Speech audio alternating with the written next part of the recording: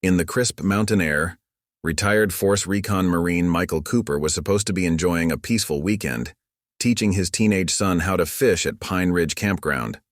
But when a rowdy group of outlaw bikers decided to terrorize the family campsite next door, they had no idea they were about to learn a hard lesson about judging a book by its cover, especially when that book was written by a decorated veteran with 15 years of special operations experience.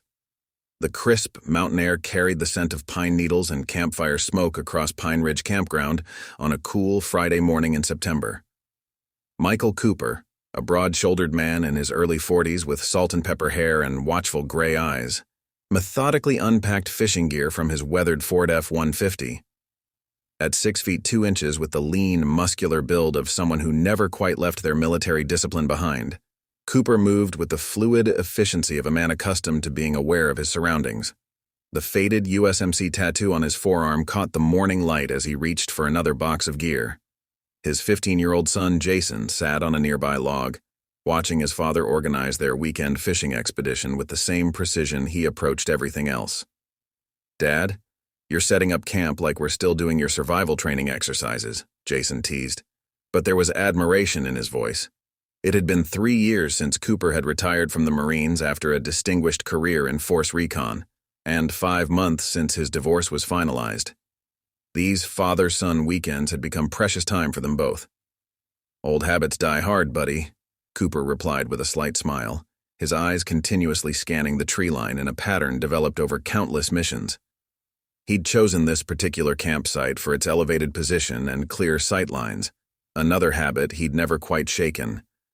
But today, those instincts were turned toward ensuring his son would have the perfect spot to learn fly fishing, not tracking hostile movements in foreign territories.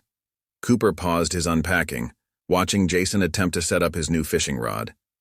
The sight brought back memories of his own father teaching him to fish on a similar mountain lake, years before he'd enlisted. It was one of the few peaceful memories that had helped him through 3 combat tours and countless special operations missions. Now, watching his son's determined expression, Cooper felt a familiar surge of protectiveness, the same feeling that had driven him to excel in Force Recon. "Hey, remember what I taught you about patience?" Cooper called out, walking over to help Jason with the rod. "Just like in martial arts class, rushing only makes things harder."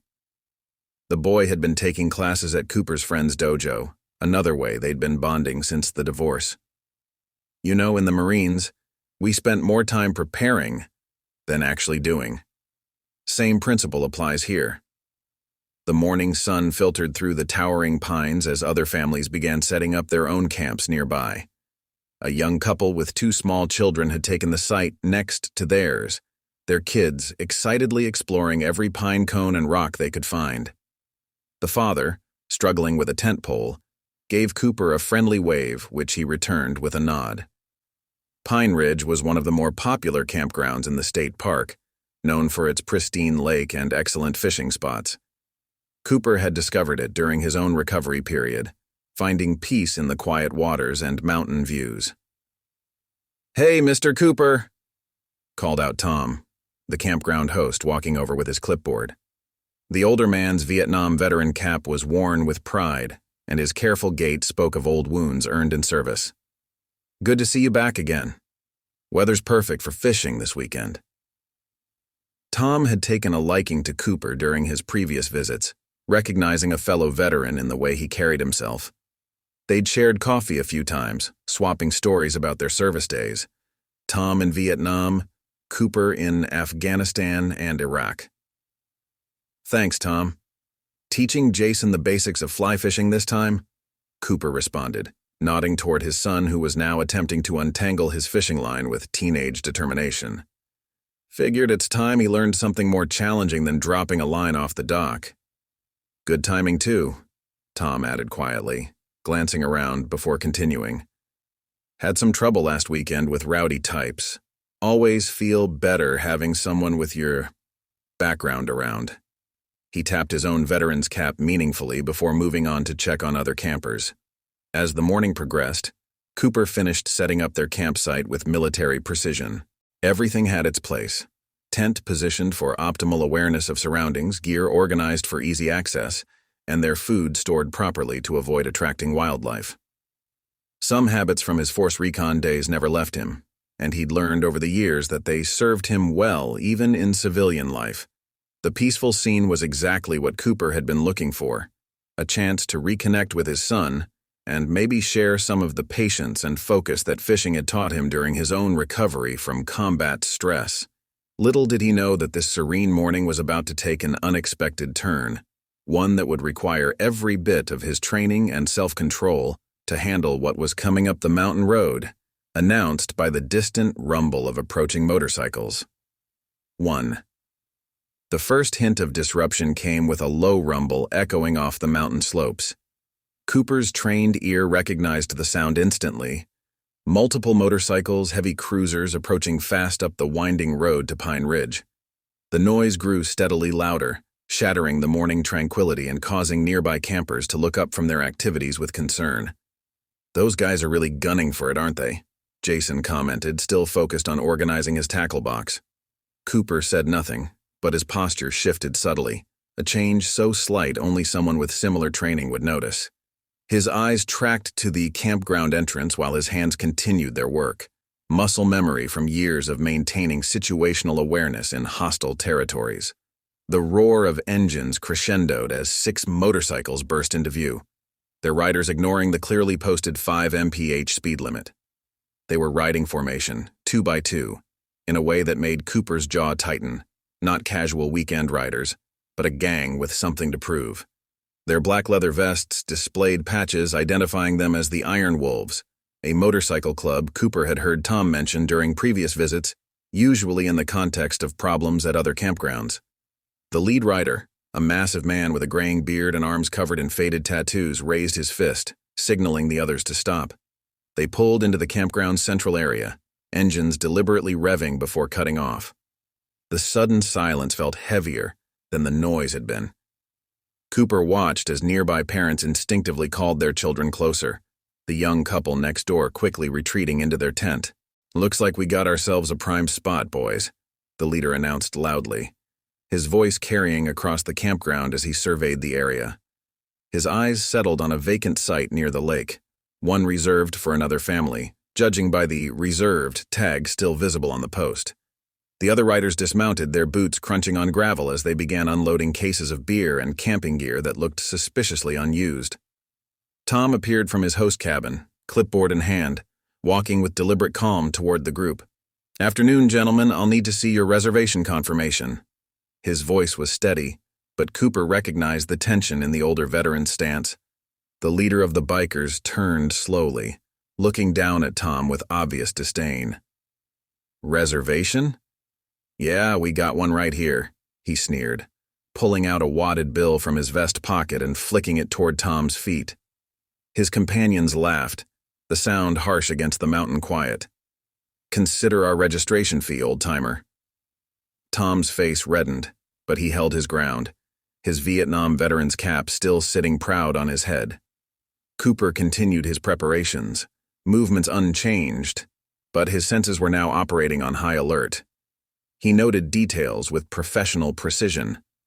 6 men, all carrying themselves with the cockiness of bullies used to intimidation. The leader and 2 others showed signs of prison time, distinctive tattoos and a certain institutional swagger. At least 3 had concealed weapons, judging by their movements and the way their vests hung. "Dad," Jason whispered, having finally picked up on the tension in the air. "Maybe we should go to a different spot to fish." "Not yet, buddy," Cooper replied quietly, maintaining his casual demeanor while positioning himself to keep both his son and the bikers in his field of vision.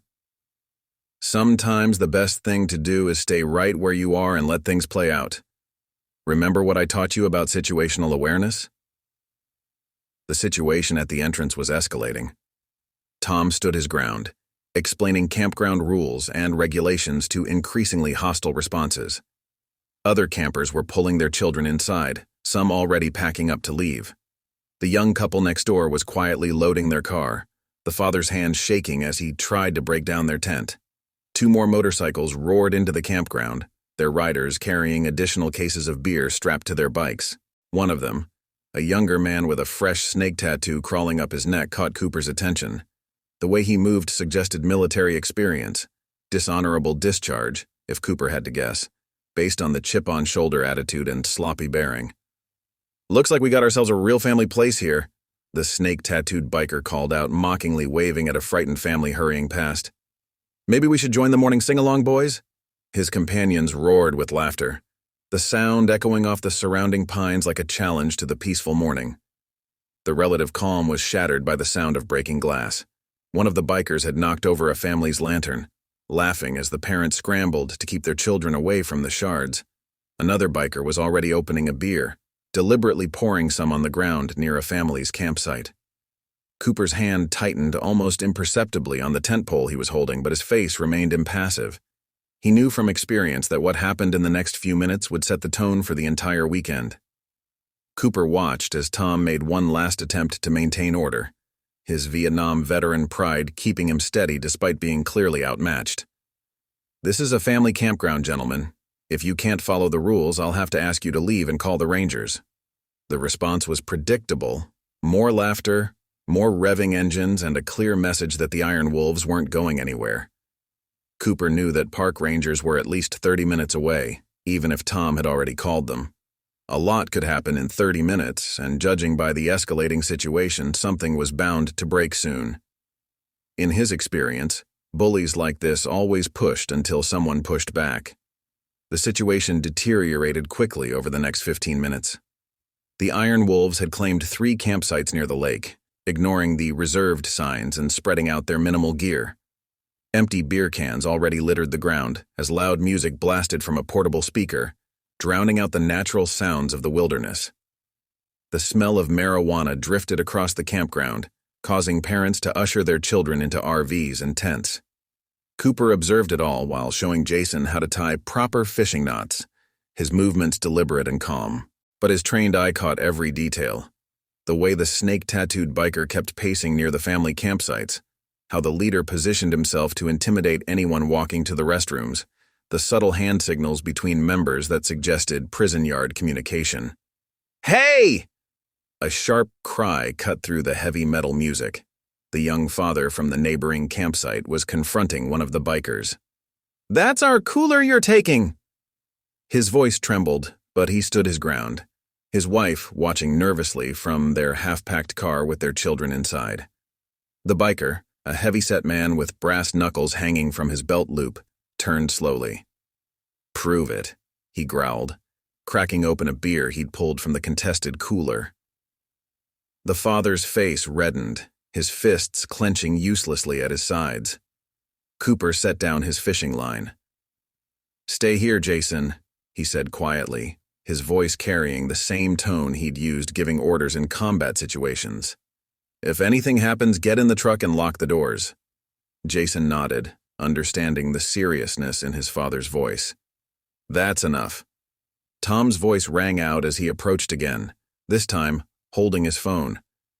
"I've called the Rangers. They're on their way. You need to leave now." The old veteran's courage was admirable, but Cooper could see the situation balancing on a knife's edge. The leader of the Iron Wolves, who'd been watching the cooler confrontation with amusement, stalked over to Tom. "You called the cops on us, old man?" He towered over the camp host, tobacco-stained teeth bared in what might have been a smile. "Maybe you need a reminder of how things work out here in the real world away from your little rulebook." Cooper had already started moving, his stride purposeful but unhurried. Years of experience had taught him that looking like you're rushing into a situation often made it worse. He positioned himself casually near the confrontation, appearing to check the community bulletin board while staying within arm's reach of both Tom and the young father. "Looks like we got another Boy Scout," sneered the snake-tattooed biker, noticing Cooper's presence. "What's the matter, big guy? Looking for your merit badge in peacekeeping?" The leader turned his attention from Tom, sizing up Cooper with the practice eye of someone used to sizing up potential threats. "Mind your own business, friend. This is between us and the old-timer." Cooper kept his voice level, his stance relaxed but ready. "Actually, it's everyone's business now. You're ruining a lot of families' weekends." He gestured to the frightened children watching from car windows and RV doors. There's plenty of room up here for everyone if we all follow the basic rules. The heavy silence that followed was broken by the sound of splitting wood. One of the bikers had kicked over a family's camping table, sending their dinner preparations crashing to the ground. A child started crying somewhere, and Cooper noticed Jason watching intently from their campsite, his hand on the truck door handle just as instructed. Rules? The leader laughed, but there was no humor in it. Let me explain something to you since you're new here. We make the rules now. Anyone who doesn't like it can leave. Or, he cracked his knuckles meaningfully, they can try to do something about it. Two more bikers moved to flank their leader, creating a wall of leather and attitude. Cooper noticed how they positioned themselves, amateur intimidation tactics, but effective against civilians. Behind them, the snake-tattooed biker was now openly rummaging through another family's campsite, tossing items aside with deliberate disrespect. An elderly couple who had been quietly packing their car dropped a bag of supplies, spilling its contents. When they bent to pick it up, one of the bikers kicked their belongings further away, laughing as they scrambled to retrieve their possessions. Tom started forward to help them, but the leader blocked his path. Cooper had seen this moment hundreds of times before, in back alleys of foreign cities, in remote villages, in contested territories. The moment when bullies, drunk on their own power, made the mistake of pushing too far. He could already tell this wasn't going to end peacefully, but he had to try one last time for the sake of all the families watching. His mind flashed back to similar situations during his Force Recon days, hostiles terrorizing local villages, thinking their numbers and aggression made them untouchable. Those situations had taught him that sometimes the only language bullies understood was a demonstration of superior force. As he watched another family hurriedly packing their car, Cooper knew that the next few minutes would determine whether Pine Ridge Campground remained a family destination or became another territory claimed by intimidation and fear. Here's my counteroffer, Cooper spoke with the calm authority that had commanded elite units in combat zones. You boys pack up, head out, and we forget this happened. Tom here doesn't press charges for harassment and theft. His eyes met the leader's gaze steadily. Or we can do this the hard way, and you explain to the Rangers why you've got concealed weapons in a state park. The leader's eyes narrowed at the mention of weapons. Several of his companions shifted uncomfortably, hands instinctively moving toward hidden firearms. Cooper noted each movement, cataloging threats just as he had done countless times in combat. You threatening us, tough guy? The snake-tattooed biker stepped forward, his prison yard swagger on full display. There's 8 of us and 1 of you. Maybe you need some help with that math. A crowd had gathered at a safe distance, phones recording the confrontation. The young father, whose cooler had been stolen, was still nearby, looking uncertain whether to stay or retreat. Tom stood his ground, his Vietnam veteran's pride evident in his rigid posture. Last warning, Cooper said quietly, his voice carrying across the now silent campground. Leave now while you still can. Something in his tone, the absolute certainty, the complete lack of fear, made several of the bikers exchange glances. Cooper's mind automatically calculated angles and distances, just as he'd done countless times in combat situations. 8 targets, 3 armed, 2 with probable combat experience. The calculations came naturally, muscle memory from years of similar assessments. The leader, however, was too committed to back down. He stepped into Cooper's personal space, tobacco-stained breath hot with aggression. Or what, Boy Scout? You gonna show us some of those fancy camping skills? Dad! Jason's worried voice carried from their campsite. Cooper didn't turn, keeping his eyes locked on the threat in front of him, but he called back steadily, It's okay, son. Remember what I told you. His words carried the weight of someone who had handled far worse situations. Then everything happened at once. The leader, interpreting Cooper's attention to his son as distraction, threw a heavy punch aimed at Cooper's jaw. But Cooper wasn't there anymore. With the fluid efficiency of thousands of hours of combat training, he had already shifted, letting the punch sail past his ear. The leader's momentum carried him forward, directly into Cooper's precise strike to the solar plexus. As the big man doubled over, gasping, Cooper moved with practiced economy, disarming and neutralizing the snake-tattooed biker who had pulled a knife. The blade clattered to the ground as its owner followed, face first, into the dirt. Cooper's movements were a testament to years of specialized training. No wasted motion, no flashy displays, just ruthlessly efficient combat techniques honed in the world's most dangerous places. He flowed from one threat to the next like water, each action precise and purposeful. 2 more bikers rushed in, but Cooper's force recon training took over. The first biker's wild swing was deflected, his own momentum used to send him sprawling into his companion. The 4th attacker, the one with brass knuckles, managed to graze Cooper's shoulder before finding himself suddenly airborne, landing hard on an empty picnic table that collapsed under the impact. A 5th biker tried to circle behind, but Cooper had already anticipated the move. A quick sweep took the man's legs out from under him, followed by a controlled takedown that left him gasping in the dirt. The remaining bikers backed away, their earlier bravado evaporating as they watched their companions dispatched with professional precision. "Stay down," Cooper commanded, his voice carrying the authority of someone used to being obeyed in life-or-death situations. "The Rangers will be here soon, and assaulting a federal officer is a serious charge." It was a bluff. He was retired, but delivered with such conviction that the bikers, still standing, froze in uncertainty. The entire confrontation had lasted less than 30 seconds. Onlookers stood in stunned silence, phones still recording as Cooper maintained his ready stance, prepared for any further threats. Parents held their children close, watching with a mixture of fear and relief as the situation resolved itself. The leader, recovering his breath, looked up at Cooper with new understanding. The way the man moved, the precision of his strikes, the absolute control. This was no ordinary camper. "Who the hell are you?" he wheezed, clutching his midsection. "Just a dad trying to fish with his son," Cooper replied calmly, maintaining his ready stance. "But I spent 15 years in Force Recon dealing with people who thought intimidation made them powerful. Trust me, you don't want to continue this lesson." Several phones were still recording as the remaining bikers helped their fallen companions up. The leader, his previous bravado replaced with painful understanding, raised his hands in submission. "We're leaving," he announced, trying to salvage some dignity. "This ain't worth the hassle." Cooper watched as the Iron Wolves gathered their minimal gear, leaving behind the stolen cooler and other items they'd taken from campers. The sound of approaching sirens suggested the Rangers were finally near, but the situation was already diffused. Tom stepped forward to help return stolen items to their rightful owners, while other campers emerged from their retreats, relief evident on their faces. As the bikers mounted their motorcycles, the leader paused, looking back at Cooper with a mix of respect and lingering resentment. "You should have said you were Force Recon."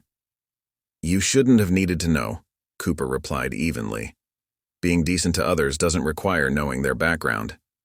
He remained alert until the last motorcycle roared out of sight, his stance relaxing only when the sound had completely faded.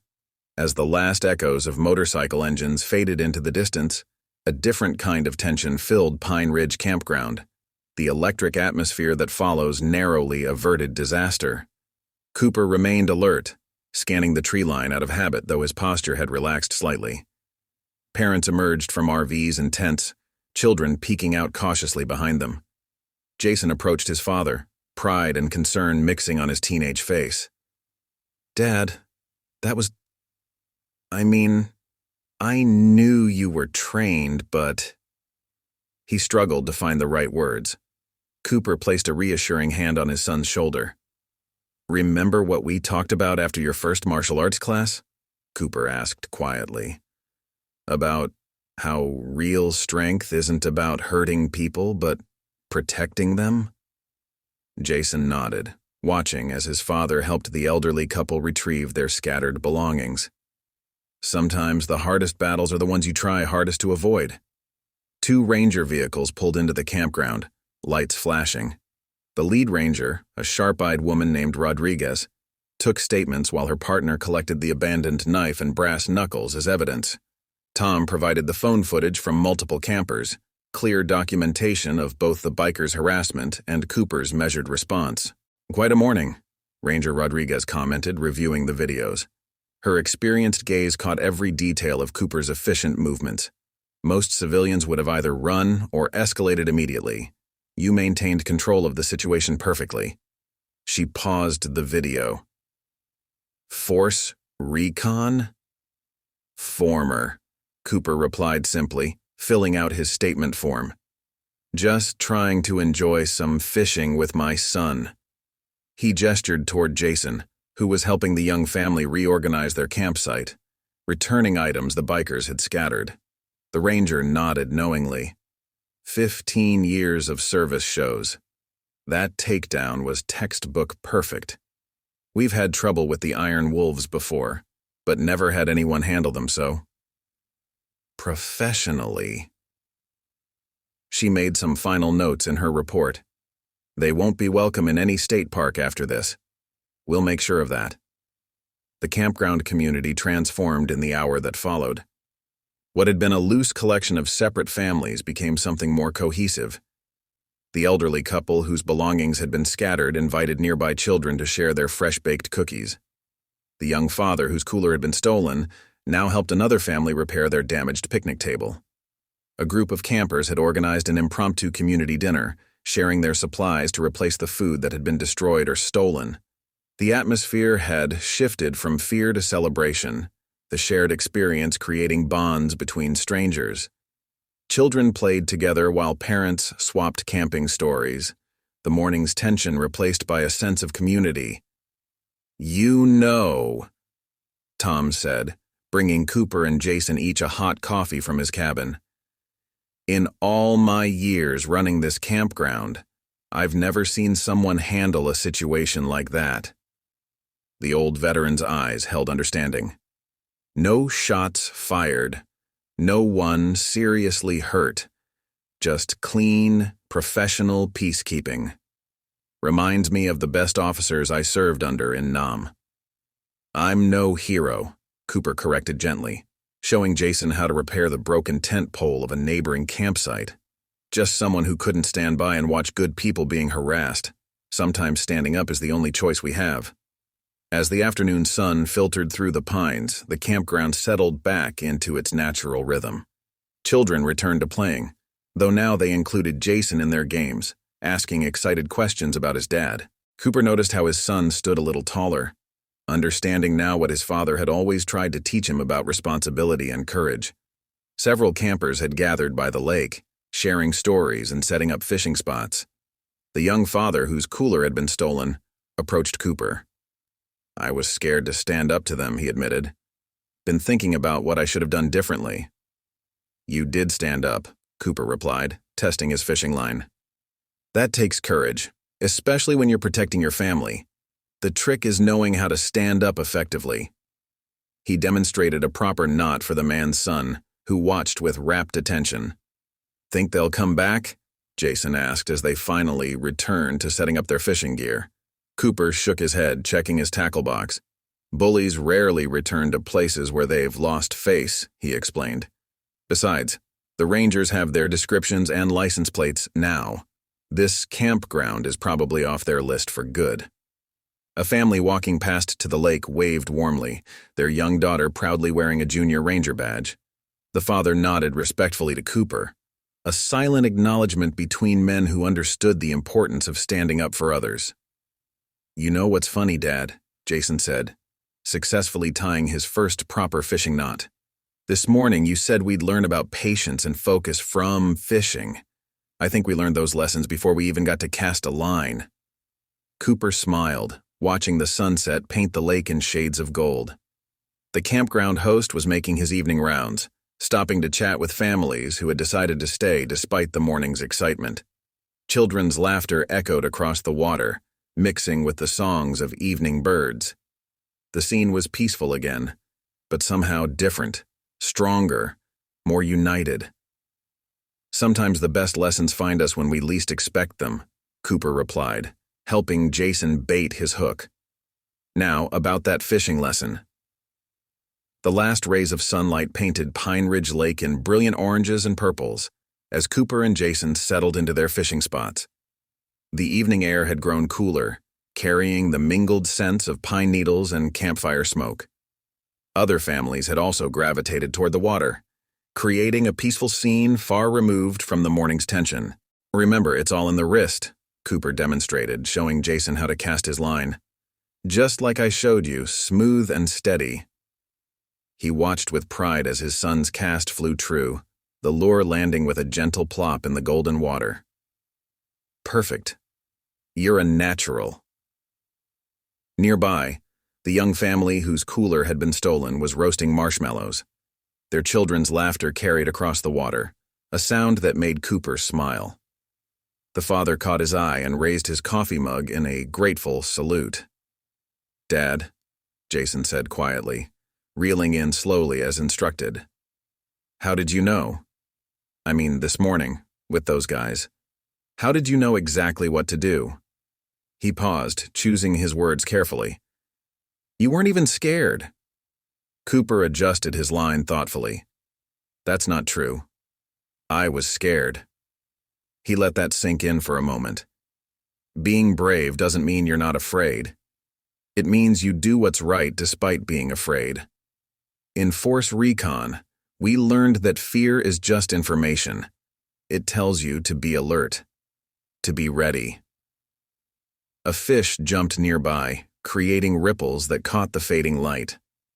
Tom walked past on his evening rounds, checking on the campers with a new spring in his step. The old veteran had organized an impromptu campfire storytelling session for later, his way of bringing the community closer after the day's events. "The thing about bullies," Cooper continued, helping Jason adjust his grip, "is they expect everyone to be afraid. They count on it. But when someone stands up to them with confidence and control, they usually don't know how to handle it. Like when you told them you knew about their weapons." Jason nodded, understanding. "You weren't just guessing, were you?" "Years of training teach you to notice details," Cooper explained. "The way they moved, how their vests hung. Certain things become obvious when you know what to look for. But the important thing wasn't the fighting. It was trying to resolve things peacefully first." The sound of an acoustic guitar drifted across the water. Someone had started playing at the community campfire, and voices joined in singing. The campground had transformed from a collection of separate sites into something more communal, bound together by shared experience. "Mr. Cooper?" A small voice interrupted their conversation. A young girl, maybe 7 years old, stood nearby, clutching a paper plate. "Mom made extra s'mores. She said to bring you and Jason some." Behind her, her mother watched with a warm smile. "Thank you, that's very kind." Cooper accepted the plate, sharing the treats with his son. The simple gesture of gratitude spoke volumes about how the community had come together. As darkness settled over the lake, more families gathered around various campfires. Stories were shared, connections made, and the earlier fear was replaced by a sense of security and fellowship. Cooper noticed how other parents were more relaxed now, letting their children play freely in the growing dusk. "You know what, Dad?" Jason said, reeling in his line for another cast. "I think I understand now why you always say strength isn't just about being tough. It's about protecting people who need help." Cooper watched his son's profile in the fading light, seeing not just a boy but a young man beginning to understand important truths about the world. That's right. And sometimes strength is about showing mercy, even to people who might not deserve it. From their vantage point by the lake, they could see the entire campground. Tents glowed like paper lanterns, voices and laughter mixed with the crackling of fires, and the stars began appearing overhead. It was the kind of peaceful scene Cooper had fought to protect during his years of service. "Got something," Jason suddenly exclaimed, his rod bending. Cooper guided him through the motions, letting him handle the catch himself. After a brief but exciting struggle, Jason pulled in a decent-sized trout, his first catch ever. "Way to go, son." Cooper helped him unhook the fish. Nearby campers applauded, and Jason beamed with pride. "See? Patience and focus pay off." As they prepared to release the fish back into the lake, Jason paused. "Hey, Dad. I'm really glad we came camping. Not because of what happened with those guys, but because, well, I think I understand you better now. Cooper watched the trout swim away into the darkening water. The evening had settled into a perfect calm, with crickets providing nature's symphony and the moon rising over the mountains. Tomorrow would be a new day, but the lessons of this one would stay with both father and son for years to come. "What do you say we head over to the campfire?" Cooper suggested, gathering their gear. "I think Tom's about to start his Vietnam stories. Those are always worth hearing." The community campfire cast dancing shadows across the gathered faces as Tom stood to address the growing circle of families. Over 30 campers had assembled, drawn by the warmth of both the fire and the company. Folding chairs and blankets formed a rough semicircle, with children sitting cross-legged on logs near the front, marshmallow sticks at the ready. Cooper and Jason found a spot near Tom, who gave them a knowing nod as they settled in. The old veteran cleared his throat, his Vietnam service cap catching the firelight. "You know, watching what happened today reminded me of something from my tour in '68, he began, his voice carrying the weight of experience. "We had this lieutenant," Tom continued, stoking the fire. "Young guy, fresh out of officer training. But he had this way about him. Couldn't be rattled, always thinking 3 steps ahead. Reminded me a lot of how you handled things today, Cooper." Several heads nodded in agreement, as Tom shared his story of how that lieutenant had diffused a tense situation in a Vietnamese village using patience and understanding rather than force. Cooper noticed Jason listening intently. The boy had never shown much interest in military stories before, but today's events had given them new meaning. "Anyone else have a service story they'd like to share?" Tom asked, settling back into his chair. There was a moment of quiet, broken only by the crackling fire and distant cricket songs. An older woman in a faded Ranger sweatshirt spoke up. "My husband was Army Rangers," she said, her voice soft but clear. "He always said the strongest warriors were the ones who knew when not to fight." She looked at Cooper. Today proved him right. The conversation flowed naturally, other campers sharing stories of family members who had served. The young father whose cooler had been stolen mentioned his grandfather at Normandy. A teenage girl talked about her sister currently serving in Afghanistan. Each story added another thread to the fabric of understanding that had wrapped around the campground community. Suddenly, a distant rumble of motorcycles cut through the night air. The effect was immediate. Children scooted closer to their parents. Conversations stopped mid-sentence. Cooper remained relaxed, having already recognized the distinct sound of street-legal Harleys on the main highway, too far to be a concern. "Just tourists heading to the resort up the mountain," he said, calmly, his confidence spreading through the group. The tension dissolved as quickly as it had formed, replaced by a few nervous laughs. "Speaking of motorcycles," Tom grinned, breaking the moment, "let me tell you about the time we had to outrun Charlie on stolen scooters." The laughter that followed was genuine, the earlier anxiety forgotten. As the evening progressed, Cooper found himself sharing a few carefully chosen stories from his own service, nothing classified or too intense, but enough to give Jason glimpses of the world that had shaped his father. He talked about training missions in the mountains, about building schools in remote villages, about the importance of teamwork and trust. "Dad, you never told me about helping build that medical clinic in Afghanistan," Jason said during a break between stories, his voice filled with curiosity rather than accusation. "Some memories take time to share," Cooper replied, watching the flames dance, "and sometimes you need the right moment to understand them." He noticed other parents nodding in agreement, perhaps thinking of their own difficult conversations with their children. The fire had burned lower when Tom started another story, this one about a USO show that had gone hilariously wrong. Children who had been fighting sleep finally surrendered, curling up in their parents' laps or leaning against each other on the logs. The night air had grown cooler, but the circle around the fire remained warm and close. "You know what the real victory was today?" Tom said quietly to Cooper as his story wound down. "Not running those thugs off, though that was impressive enough. It's this right here." He gestured to the gathered families, the shared laughter, the sense of safety and community. You gave these people something better than protection. You gave them back their peace of mind. Ranger Rodriguez stopped by briefly to update the group. Patrols had been increased in the area, and there was no sign of the iron wolves anywhere in the park. Her news was met with appreciative nods, but Cooper noticed that the information, while welcome, wasn't as crucial to the campers' sense of security as it might have been earlier in the day. A young boy fighting sleep but determined to stay awake asked Cooper if he had ever been scared during his service. The question brought thoughtful silence to the circle. Cooper considered his answer carefully, aware of all the young ears listening. Being brave isn't about not feeling fear, he explained, his voice carrying easily across the quiet gathering. It's about doing what's right even when you are afraid. Every person here who stood their ground today, who helped their neighbors, who chose to stay and be part of this community, they all showed real courage.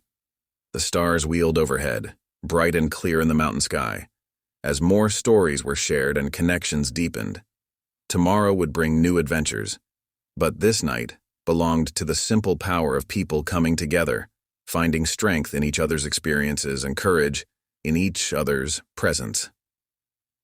After the campfire gathering had wound down and families had drifted back to their sites, Cooper and Jason sat outside their tent, enjoying the peaceful mountain night. The lake reflected the nearly full moon, its surface occasionally broken by jumping fish. The sweet scent of pine mixed with the lingering smoke from dying campfires, creating that distinct mountain air that can only be found in places far from civilization. "You were really something today, Dad," Jason said, wrapping himself in a blanket against the cooling night air. "At first, when those guys showed up, I thought we'd have to leave like everyone else wanted to. But you stayed so calm, like it was just another day at the office or something." Cooper leaned back in his camp chair, studying the star-filled sky. The constellations seemed brighter here, away from city lights, reminding him of nights in Afghanistan. "You know, in Force Recon, we had a saying, the quietest person in the room is often the most dangerous. It wasn't about being tough. It was about being prepared, controlled. The loudest ones usually aren't the ones you need to worry about." A pair of rangers made their evening patrol rounds, flashlight beams sweeping methodically through the campground. They paused briefly at Cooper's site, offering a respectful nod before moving on. Their presence was more routine than necessary now, but it added to the campers' sense of security. "Tom told me something interesting while you were getting more firewood," Cooper said, pouring hot chocolate from a thermos for them both. "Apparently those bikers had done this before at other campgrounds. Always picked family places, always relied on intimidation. No one ever stood up to them." Jason wrapped his hands around the warm mug. "Because people were scared?" "Because people felt alone," Cooper corrected gently. "That's how bullies work. They make each person feel isolated, helpless. But look what happened when people came together today. Look how strong this community became. Every person who stayed, who helped clean up, who shared their food, they all fought back in their own way." From nearby campsites came the soft murmur of conversations, occasional laughter, the distinct sounds of families settling in for the night. The atmosphere was completely transformed from the tense silence of that morning. Children's voices carried clearly across the quiet campground as they begged for one more story before bed. "Did you learn all this in the Marines?" Jason asked, genuinely curious. How to handle people like that? Cooper considered the question. "The Marines taught me the techniques, sure, but the most important lessons came from understanding people. Fear, courage, community. These things are universal. Whether you're in a combat zone or a campground, people need to know they're not alone." A shooting star streaked across the sky, prompting a quiet wow from Jason. The moment reminded Cooper of nights in Afghanistan, looking up at these same stars while on watch, thinking about his son back home. Now here they were, sharing this moment together. "Your mother called while you were fishing earlier," Cooper mentioned. "I told her about what happened. She was worried at first, but when I explained how you handled yourself, staying calm, helping others afterward, she was really proud. We both are. Jason sat up straighter, surprised. Really? Even though there was trouble? Especially because there was trouble, Cooper explained. Life isn't about avoiding difficult situations. It's about how we handle them when they come. You showed real maturity today, son. Sometimes the hardest part isn't facing the danger. It's keeping your head afterward. Their conversation was interrupted by Tom approaching with a pot of coffee. Thought you boys might like a refill, he said, topping off their mugs. Beautiful night for stargazing. The old veteran settled into a spare chair, his Vietnam cap now tucked in his pocket. The three sat in comfortable silence for a while, listening to the night sounds of the mountain. A great horned owl called from somewhere across the lake, its haunting voice echoing off the water. The peace of the moment stood in stark contrast to the morning's chaos. You know, Tom said finally, days like today remind me why I keep running this place. It's not just about maintaining a campground. It's about protecting these moments, these chances for families to connect, for communities to form, for memories to be made. What happened today, Cooper? You didn't just stop some troublemakers. You helped preserve what makes this place special. Cooper nodded, understanding completely. It was the same reason he'd served, not for glory or excitement, but to protect these simple, precious moments of peace and connection. As the night grew deeper and Tom bid them good night, Cooper noticed Jason fighting to keep his eyes open. Time for bed, son. Tomorrow's going to be a full day. Yeah, Jason yawned, standing up. Hey, Dad. Thanks for not letting those guys ruin our trip. And thanks for, showing me what it means to be strong the right way. Cooper watched his son disappear into the tent, feeling a deep sense of satisfaction. Sometimes the best lessons came from the most unexpected situations. As he did one final check of their campsite, his military habits serving a gentler purpose now, he reflected on how this trip had already given them both more than he'd expected. The next morning dawned crisp and clear over Pine Ridge Campground. Cooper was already awake, a habit from his military days, sitting by the rekindled fire with a steaming cup of coffee. The lake's surface was like glass, disturbed only by occasional fish breaks. Early morning mist clung to the water, creating an almost mystical scene as the first rays of sunlight began to pierce through the pine trees. A few other early risers nodded to him as they passed, heading to the communal bathrooms or starting their morning routines. There was a different feeling in these greetings now, a sense of shared experience, of community forged through adversity. The events of yesterday had transformed strangers into neighbors. Ranger Rodriguez appeared out of the morning mist, making her early rounds. Thought you'd be up, she said, accepting Cooper's offer of coffee. Got some news you might be interested in? State police picked up our friends from yesterday at a gas station about 50 miles south. Apparently, they were carrying more than just those weapons we saw. Cooper nodded, unsurprised. His assessment of the bikers had suggested they were involved in more serious activities. Good to hear. The families here will rest easier knowing that. Cooper chuckled, but his response was interrupted by Tom approaching with his morning clipboard and a knowing smile. Beautiful morning, isn't it? You two up for some fishing lessons later? I know a spot where the rainbow trout are practically begging to be caught. Been saving it for someone who'd appreciate it properly. The morning continued to unfold, peaceful and bright, as if yesterday's events had happened in another world. Yet Cooper could see the lasting effects in small ways, how the campers looked out for each other, the strengthened sense of community, the way people carried themselves with more confidence. Even the children seemed to play with a new sense of security, their parents watching more relaxedly from camp chairs. Jason, setting out their fishing gear, paused thoughtfully. Hey, Dad. You think we could make this a regular thing? Coming up here, I mean. Not the fighting part, he added quickly with a grin. But just this. Being out here, together. Cooper looked at his son, seeing not just the boy he'd been, but the man he was becoming. "I'd like that," he said simply. "Very much." Around them, Pine Ridge Campground was fully awakening to a new day. Children played between the sites, parents prepared for hiking or fishing, and the morning sun warmed away the last of the mist from the lake. Yesterday's events, while not forgotten, had transformed into something positive, a reminder of the strength found in community and the importance of standing up for what's right. The morning peace shattered with the roar of approaching motorcycles, not the distant sound of highway traffic this time, but the deliberate thunder of machines coming up the campground road. Cooper recognized the difference instantly, his body tensing before his mind consciously processed the threat. "Everyone inside!" Tom's voice carried across the campground, the old veteran already moving to warn the families nearest the entrance. Parents quickly gathered their children, but there was none of yesterday's panic.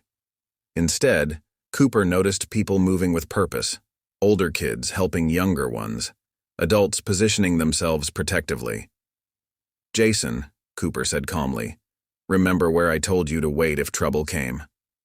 His son nodded, already moving toward their truck, but instead of getting in, Jason paused. "Dad, look." He pointed toward the young family next door struggling to gather their small children. "They need help." Cooper felt a surge of pride even as he assessed the approaching threat. "Go help them," he said, "then get somewhere safe." His son moved without hesitation, helping the mother gather her kids while the father collected their valuables. Ranger Rodriguez's patrol vehicle appeared at the camp entrance, lights flashing. Through the trees, Cooper counted at least 12 motorcycles approaching, more than yesterday, and the sound of their engines suggested heavier machines. These weren't weekend warriors. The synchronized rumble spoke of experienced riders. "Iron Wolves?" Tom asked, appearing at Cooper's shoulder.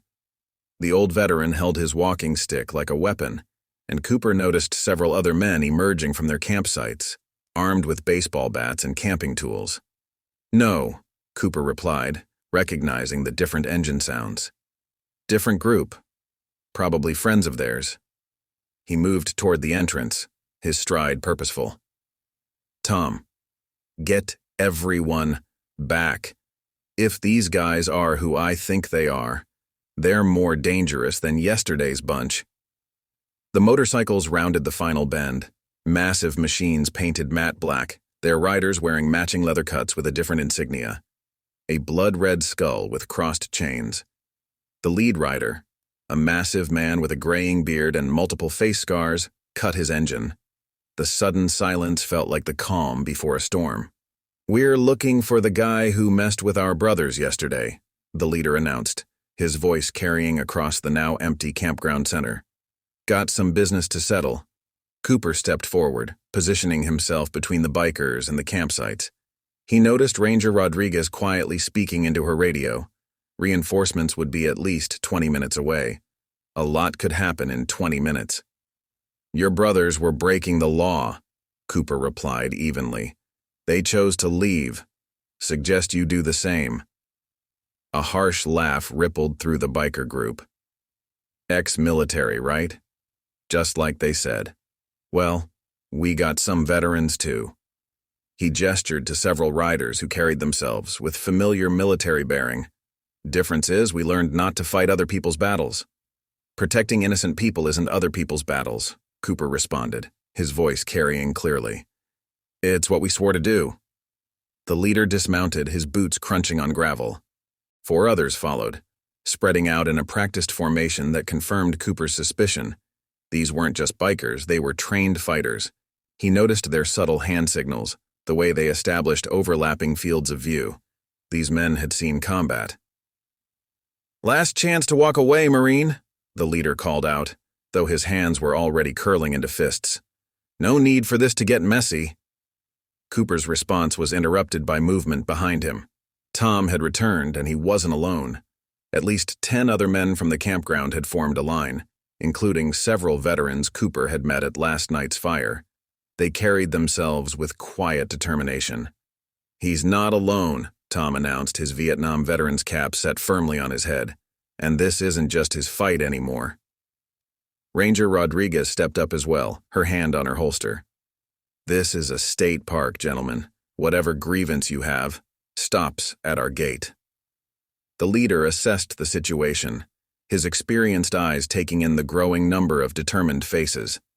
Behind them, other campers had formed a second line of defense, armed with anything they could find. Even the teenagers, Jason among them, stood ready to protect the younger children. "Walk away," Cooper suggested quietly. "You trained like we did. You know how this ends, either with you leaving on your own or in cuffs when the state police arrive. And they are coming." Something shifted in the leader's stance, the subtle change of a warrior recognizing an untenable position. His men sensed it too, their aggressive postures easing slightly. "Your brothers made a mistake yesterday," Cooper continued. "Don't compound it today. Whatever they're paying you, it's not worth destroying everything the uniform stood for." The leader's scarred face tightened, but Cooper saw the conflict in his eyes. Finally, he spat on the ground. "Mount up," he barked to his men. "This camp ain't worth the trouble." As the bikers roared away, the campers maintained their positions until the last engine faded. Then, as if on cue, the tension broke. People laughed, hugged, and celebrated not just their safety, but their unity. Jason approached his father, standing taller than he had yesterday. "We did it, Dad. All of us. Together." Cooper smiled, watching the community celebrate around them. "That's right, son. That's how battles should be won. Not with fists, but with people standing together for what's right." 1 month later, the Coopers' Ford F-150 once again climbed the winding road to Pine Ridge Campground. The late summer sun painted the mountains in rich golds and deep greens, and the familiar scent of pine needles welcomed them back. "Look, Dad," Jason pointed to a new sign at the entrance. "Pine Ridge Campground, where community matters." Below it hung a smaller placard, "Protected by veteran park rangers and active community watch." Tom was waiting at the check-in cabin, his Vietnam veteran's cap now accompanied by a shiny Head of Community Security badge. The events of that weekend had sparked changes throughout the state park system. Pine Ridge had become a model for other campgrounds, implementing community-based security programs that brought campers together. "The Cooper boys," Tom called out warmly. "Perfect timing. We've got your usual spot ready." He handed them an updated campground map showing new features like emergency call boxes and designated community gathering areas. "Things have changed a bit since your last visit." As they drove to their campsite, Cooper noticed those changes everywhere. Families still enjoyed the peaceful setting, but there was a new awareness, a sense of shared responsibility. Children played freely while parents kept casual but alert eyes on their surroundings. Several sites displayed veteran service flags, a subtle signal of protectors in their midst. "Remember this spot?" Jason asked as they passed the central fire pit. "Where you stood that morning?" Cooper nodded, but noticed his son wasn't dwelling on the confrontation. Instead, Jason waved to a group of kids he'd befriended during their last visit. The young family they'd helped that day was back too, their children running over to greet Jason like an old friend. "Your boy's quite popular," said a familiar voice. Ranger Rodriguez approached, now wearing a senior ranger badge. "That incident sparked something special here. We've had 3 other campgrounds adopt our new community program, even had some motorcycle clubs, the law-abiding ones, volunteer to help patrol the park roads." Setting up their camp, Cooper watched Jason confidently help a new family struggling with their tent. His son moved with a new assurance, not from learning about confrontation, but from understanding the importance of community and standing up for others. "You know what's really changed, Dad?" Jason said later as they prepared their fishing gear. "Everyone here looks out for each other now. It's like you said, strength isn't just about one person being tough, it's about people coming together." The evening brought another community campfire, now a regular tradition at Pine Ridge. Tom shared his Vietnam stories, but they weren't just tales of conflict anymore. They were lessons about unity, about standing together, about finding strength in community. Cooper noticed how the other campers listened to Jason too, as his son shared his perspective on what had happened that day. The story had grown beyond just a confrontation with troublemakers. It had become a testament to what people could achieve together. "We got another letter from that family," Jason mentioned as they cast their lines into the sunset-painted lake. "The ones we helped that day? Their daughter's school invited you to speak about community service and standing up to bullying." Cooper smiled. The ripples from that weekend had spread far beyond Pine Ridge. Other parks had reported fewer incidents of harassment, not because of increased security, but because communities had learned to stand together. "You know what makes me proudest, son?" Cooper asked, watching Jason skillfully land a trout. "Not what I did that day, but what you did. You showed real courage, not the fighting kind, but the kind that brings people together." As darkness settled over the campground, the sound of laughter and conversation drifted across the lake. Families gathered in small groups, sharing meals and stories. Children played spotlight tag between the campsites while parents watched from lawn chairs, comfortable in their shared vigilance. "Think they'll ever come back?" Jason asked quietly, not needing to specify who they were. "No," Cooper replied confidently. "But if trouble ever does return, it won't find a scattered group of afraid individuals. It'll find a community that stands together." They walked back to their campsite under a sky full of stars, passing families who nodded in recognition. The legend of what happened that summer day had grown, but the real story wasn't about one former Marine standing up to troublemakers. It was about a community discovering its own strength. "Next weekend's the big inter-campground picnic," Jason reminded his father. "Tom says nearly every park in the state is sending people to learn about the community program." Cooper looked at his son, seeing not just the boy he'd been that first weekend, but the young man he was becoming. The kind of person who understood that true strength wasn't found in fists or force, but in the bonds between people who chose to stand together. As they reached their tent, the peace of Pine Ridge settled around them like a comfortable blanket. The campground had changed, but its heart remained the same, a place where families could find not just recreation, but community, strength, and the kind of memories that lasted a lifetime. "Hey, Dad," Jason said as they prepared for bed. "Thanks for teaching me what real strength looks like." Cooper smiled in the darkness. Sometimes the best lessons came in unexpected ways, and some victories created changes that lasted long after the moment of conflict had passed.